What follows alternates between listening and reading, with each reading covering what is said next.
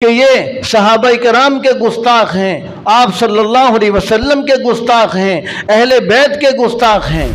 یعنی وہ تمام خوبیاں جو آپ صلی اللہ علیہ وسلم کی ہیں، وہ تمام صفات، وہ تمام اصطلاحات، وہ تمام الفاظ جو آپ صلی اللہ علیہ وسلم کے لیے استعمال ہوتے ہیں، یہ مرزا قادیانی یہ اپنے لیے استعمال کرتا رہا۔ اس نے اپنے بارے میں کہا کہ جو محمد مدینہ کے اندر آئے تھے، نعوذ باللہ وہی محمد میں دوبارہ آیا ہوں۔ اور پھر آپ صلی اللہ علیہ وسلم کی بیویاں ازواج مطہرات ہیں، اس نے اپنی بیویوں کو ازواج مطہرات کہا۔ آپ صلی اللہ علیہ وسلم کے گھر والے اہل بیت ہیں، اس نے اپنے گھر والوں کو اہل بیت کہا۔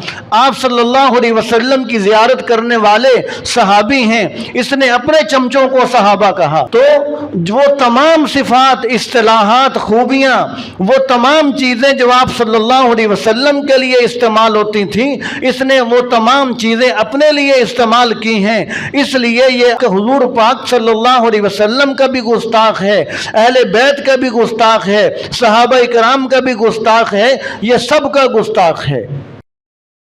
يا أيها الذين آمنوا اتقوا الله وكونوا مع الصادقين